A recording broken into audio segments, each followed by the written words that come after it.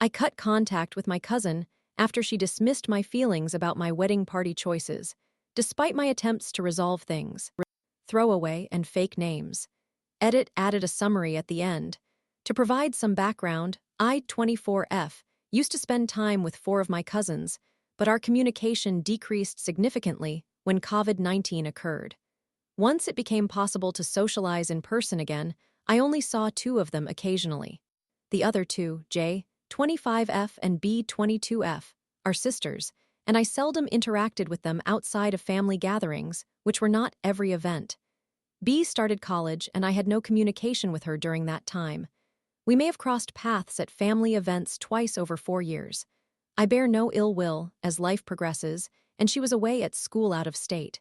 She also secured a job in that state, so whenever she had a break from classes, she focused on work.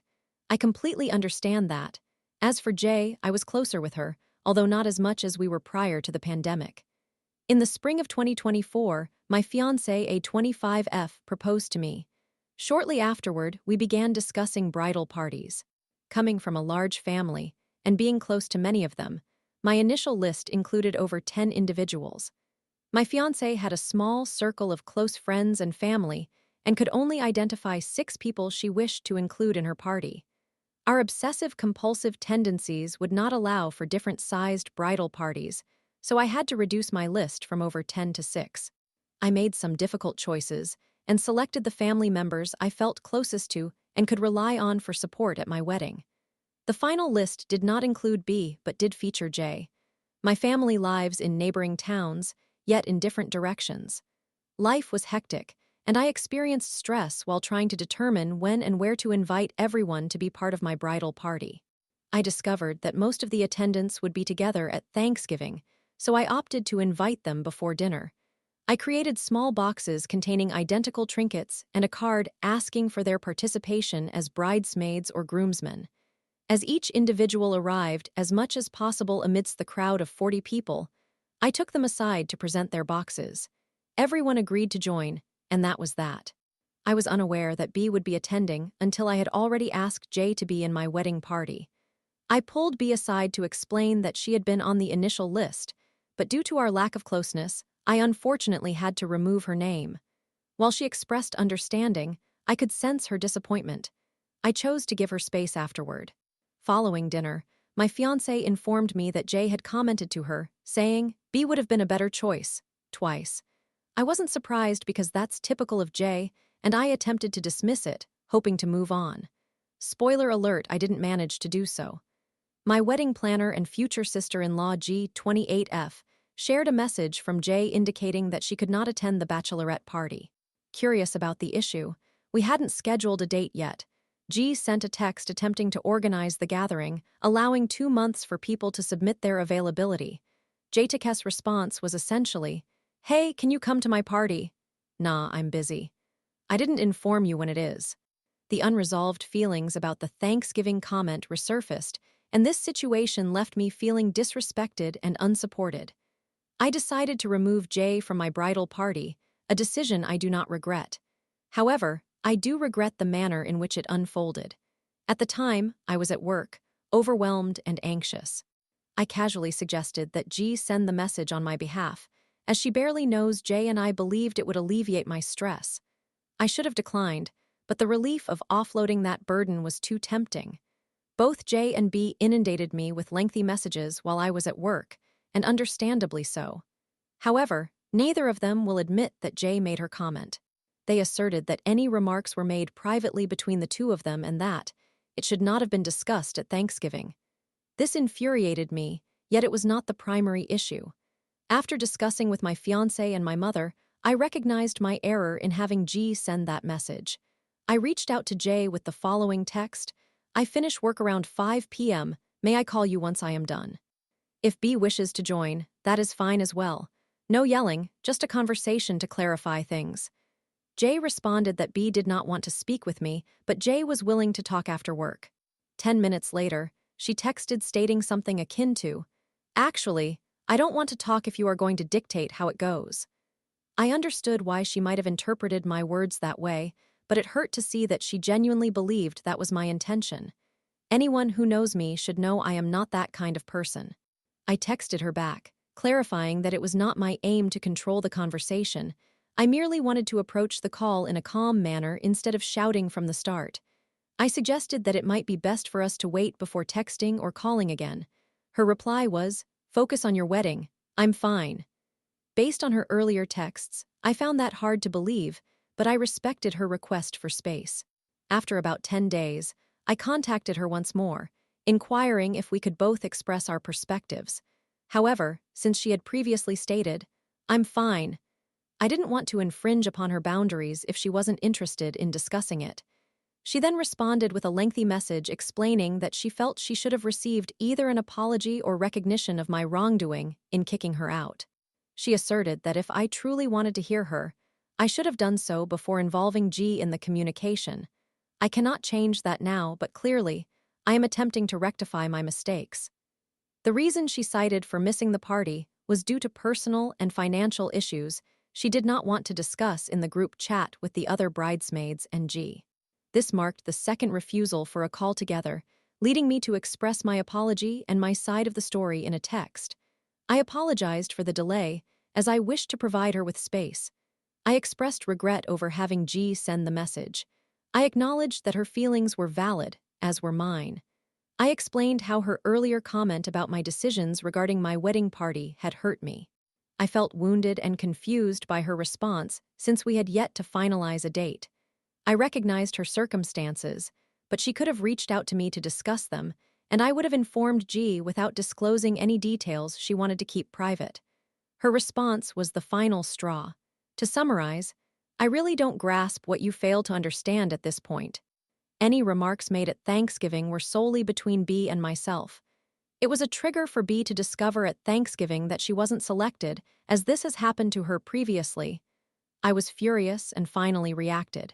Essentially, I said, "You are completely out of touch for not acknowledging my feelings regarding this matter, my apologies for what occurred, and for concentrating solely on something I could not control." I had no intention of hurt toward B, but I was unaware that she wasn't selected previously. I had no idea it would trigger her. You and B could have approached me privately about this issue. B wasn't chosen because I hardly know who she is anymore. Why would I extend an invitation to someone I barely know for my bridal party? I heard you make that comment twice, and you exhibited zero effort to attend my party, which caused me to snap. I am through with you and your sister. When you reflect on this situation later in life and wonder what went wrong, remember that I made 2 attempts to resolve matters like adults, and you rejected me both times. I created this mess and have been endeavoring to clean it up since day one. You continue to make it worse and then blame me for it not being resolved. Forget you. I hope you mature someday. Otherwise, you will have a difficult life ahead. Learn to accept responsibility for your actions. I confess, I was harsh in that message, but I had been holding back for almost 2 weeks, trying to act mature and reach out to her. To be met with animosity and a complete disregard for my feelings or any accountability on her part left me feeling done. Edit to add a summary, I made mistakes and attempted to mend things with my cousin twice, but was rebuffed both times, after which she claimed I should have already apologized. I then conveyed my apology through text and explained my motivations as well as my hurt. She subsequently disregarded everything I stated and focused on an issue that was beyond my control from the outset. So Reddit, am I at fault for cutting ties with my cousin? Story 2. I discovered my ex-husband's secret child after paternity documents arrived, and I felt trapped in a toxic marriage. My account has been slightly modified for privacy reasons, and so much more transpired outside of what will be described here, but it is just too lengthy to include. I am a 29-year-old female, and I met my 33-year-old male former husband when I was 21. I grew up in a rather unstable and abusive environment, which left me with minimal self-worth and confidence.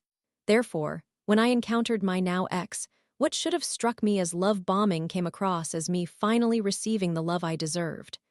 From the outset, my ex's family took an intense dislike to me, and I could not comprehend the reason. However, he defended me, which was comforting since I had never experienced that kind of support before. We were together for approximately a year and a half and living together when I became pregnant with our first child. Once I was expecting, the dynamic turned toxic. He disclosed to me that he was bisexual and expressed a desire to be intimate with other men. He began asking for things that made me uncomfortable and would threaten to leave if I did not acquiesce. In retrospect, I should have taken it as a sign to leave, but due to the love bombing, I believed things would revert to their previous state, and I hesitated to bring my child into a fractured home. So I put in the effort to mend our relationship. I gave birth, we relocated across the country for a job opportunity for him, and everything seemed to be going smoothly. Or so I believed. When my son was around 8 months old, I was home alone with him while my ex was away on business. I received an unexpected knock at the door and was handed a packet of documents. Upon examining them, I discovered they were related to the establishment of paternity for a child with a woman I had never heard of from our home state. His name, along with those of 2 other men, was requested to provide DNA samples in the search for the child's father, who was only 5 months older than my son. I panicked and called him at work, demanding to know what was happening.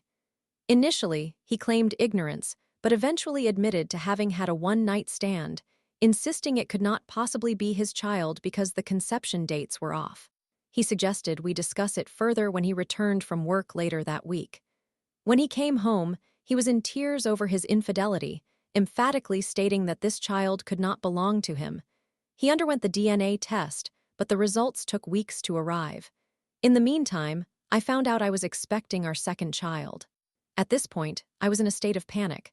I was a stay-at-home mother, entirely isolated and dependent on him in an unfamiliar state without friends or family to support me, newly pregnant again while dealing with the knowledge of his cheating. I felt trapped, so I stayed. I was about 4 months along when, after months of waiting and hearing that the child could not be his, we finally received the results. He was the father. A part of me shattered inside. I struggled to put on a brave facade for my son and my unborn daughter.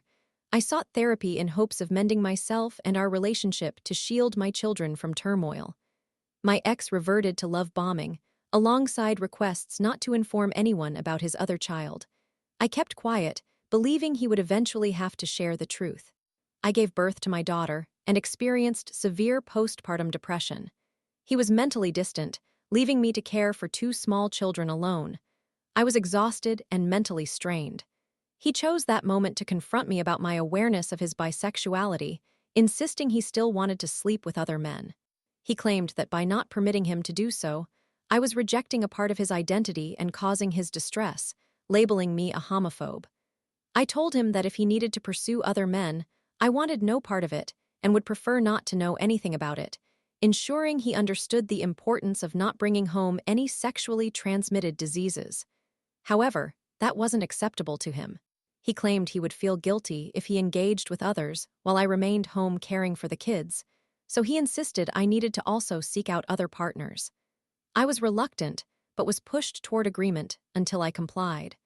I eventually met a genuinely decent person who made me reevaluate our relationship dynamics and question why any man would desire his partner to be intimate with others. After that encounter, I returned home determined to leave him, no matter the repercussions, but he reassured me that he would change. Things would improve, and he would prove it by putting in the effort. I fell for the love bombing again and attempted to work things out, all the while knowing I did not want to face another pregnancy. I started taking birth control, but it conflicted with my postpartum depression, nearly leading to a severe mental health crisis. As a result, we decided to rely on protection. We moved back to our home state, and for 2 years, things were tolerable. I re-entered the workforce, juggling 2 jobs while attending school full-time. He worked as well, and we raised our children together. Then, he expressed a desire for me to stay at home so he could pursue his dream of starting a company, making grand promises about the future. Although hesitant, he demonstrated progress with ongoing projects related to the business, so I agreed. The business began to take off, and he was doing well. Under the assurance of our comfort, I quit my 2 jobs. That's when the arguments about his sexuality resurfaced, and he insisted I needed to date other people so he could pursue others without guilt. Shortly thereafter, I discovered I was unexpectedly pregnant a 3rd time. How was this possible? We were using protection and had minimal sexual activity. To this day, I remain convinced he tampered with our contraceptive method to further entrap me. I stayed begrudgingly, feeling a responsibility for our children. I could not bring myself to terminate the pregnancy as it felt wrong to me. I gave birth to our last child, a second daughter, and had my tubes tied this time as I could no longer trust him, while he continued to pressure me about an open relationship. I told him that if we opened that door again, there would be no closing it, and any consequences would be his responsibility because I did not want that lifestyle. I desired monogamy and a traditional relationship. He agreed to my terms. Eventually, I went out with an acquaintance from childhood and once again recognized how a loving husband should treat his wife, avoiding this kind of relationship. Upon returning home, my ex was furious with me for going out. It turned out that a married woman with 3 children garnered more attention than he anticipated, while a married man with 3 kids was not as appealing. This infuriated him and led to a 5-hour argument where he claimed I had cheated on him. He would wake me each time I dozed off just to restart the fight. That night, I realized I was done for good. This was neither normal nor healthy, and it was time to move on so my children could see a happy mother. I informed him I was finished, and he completely lost control. To condense a longer story, he confined me in our bedroom for an hour, preventing me from leaving. He shoved me away from the door, exited the room, and began cutting himself with a knife, leaving blood around the house. He called the police on himself and had himself involuntarily committed, declaring he would prefer to harm himself than me. One of our children was present but, thankfully, slept through the ordeal by some miracle. That night he left, and I never allowed him to return. I also obtained a restraining order and filed for divorce. My ex rarely takes the children during his court-ordered parenting time, just 2 days a month. I have not received a single penny in child support. He is supposed to pay $2,100, and I learned that he has been telling his family I was unfaithful, which is why our marriage ended, and that I am preventing him from seeing our children. When I found this out, I decided to share a photo of his secret child with his family members, informing them that if they wished to believe his untruths, that was their choice. But he had another child as a direct result of his infidelity, and they should be aware of her after he insisted I keep her a secret for years. I have been fighting to survive and care for 3 children on my own with minimal support. I am significantly happier this way, yet it remains challenging, and I am utterly exhausted from being depicted as the antagonist in his narrative. Am I wrong for sharing that information with them? Story 3. I called to pay my 4-cent bill after 40 minutes on hold, only for the rep to wave it off. My wife's malicious compliance idea rocked. For this narrative, it is important to understand that I am someone who is willing to go to great lengths for a good laugh, as you will see in the following account. I hold this story dear, and we recount it every now and then, despite the fact that over 20 years have passed since it occurred. I reside in the United States and operate an information technology support business. Many years ago, I utilized a mobile phone service called Nextel. They provided an excellent push-to-talk function that transformed your phone into a walkie-talkie, which was ideal for communicating with colleagues in my IT profession. Unfortunately, their customer service left much to be desired. Whenever I attempted to reach them, I would be placed on hold for at least 30 to 40 minutes. Eventually, I needed to switch to a more economical service, which required acquiring a new phone number. Nowadays, it is possible to transfer your number to a different carrier, but at that time, changing providers meant changing your phone number. I terminated all the lines on our account except for mine, which I reduced to an emergency plan costing around $10 each month. I kept my old phone connected at my office and recorded a voicemail message directing callers to my new number. The phone simply sat on a shelf beside my desk, plugged into a charger, allowing me to monitor incoming calls. I could also hear the device emit a sound whenever it disconnected from the network and another sound when it reconnected. It was continually connecting and disconnecting in my workspace. I would estimate that it remained connected to the network roughly 50% of the time. After 6 months, I made the decision to cancel the service. I had to endure the standard 30 to 40 minutes on hold just to terminate my service. After informing the representative of the frequent disconnections I experienced and that I had already transitioned to another service, they confirmed the issues on my account and cancelled my entire plan. Since I was not bound by any contract at that moment, canceling my Nextel service was straightforward. As anticipated, I received my final bill, amounting to about $10, given that was my monthly rate, just the emergency plan, as I had not made any calls. I settled the bill and was relieved to be finished with that provider. However, the following month, I was surprised to find a bill for 4 cents. Yes, merely 4 cents. I assumed it was a clerical mistake and chose to disregard it, expecting them to write it off. But no, each month, another bill for 4 cents kept arriving. I was astonished. I checked the postmark and discovered that the cost of postage to send me the bill was 10 times greater than the bill itself. Still, the statements continued to come every month. I could have paid the bill, but it seemed absurd to write a check for 4 cents when it would cost more to mail it. After 6 months of this, I finally reached my limit and opted for some rather petty, malicious compliance. I resolved to spend the 40 minutes on hold to contact Nextel to resolve this matter. If they were so eager for my 4 cents, I would make sure they received it. I prepared to wait on hold for those 40 minutes and pay the 4 cents with a credit card, fully aware it would cost them more in processing fees. I shared my plan with my wife, envisioning it as the perfect tale of malicious compliance. However, my wife, a true expert in the art of malicious compliance, proposed an even more clever idea. I should call and inquire if I could split the payment of 4 cents into 2 installments on my credit card. I was astounded. I found myself in the presence of true malicious genius. I made the call, endured a wait of 40 to 45 minutes, and finally connected with a representative. The representative sounded akin to those airport staff who feign checking your reservations while actually composing a lengthy novel. I could hear the incessant sound of typing. The female representative was continuously typing as I explained that I had canceled my service but was still receiving the final bill, suggesting that I wanted to arrange for payments. The representative, still busy typing, said she would check my account. As she continued her typing, I clarified that I had received the final bill and wished to establish a payment plan to address the outstanding amount. I indicated my desire to pay half on my credit card today and the remainder the next month. She was agreeing with me and continuing to type when suddenly she halted and fell silent. "Sir," she stated.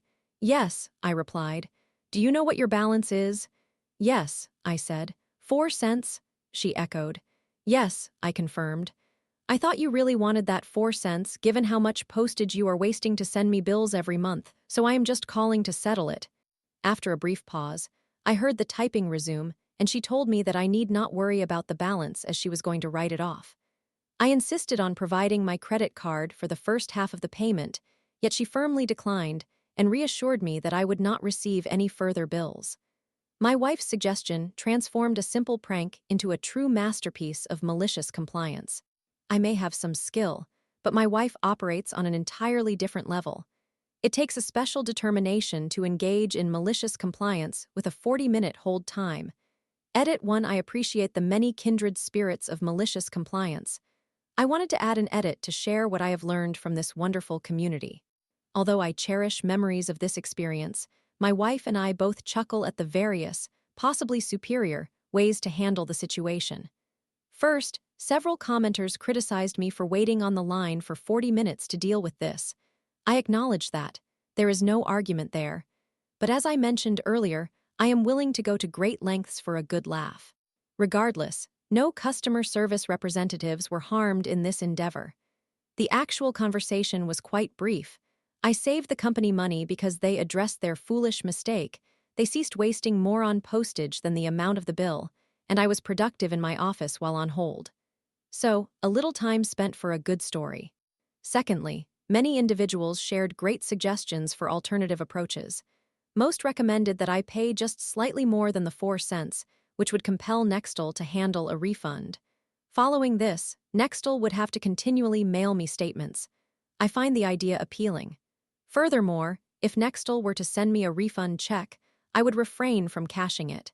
I understand from my own business that when a client issues a check for even a penny less, it requires at least 5 minutes to resolve. Sometimes, it even takes longer. This idea intrigues me. Another user suggested paying using British currency, which would force them to deal with both the conversion and a refund. I absolutely love this tactic. Can you imagine the expense involved? I would undoubtedly pursue this option in the future. One user proposed taping 4 pennies to the bill and mailing it back. I contemplated whether using 5 pennies would complicate matters further for Nextel and grant me a cent credit.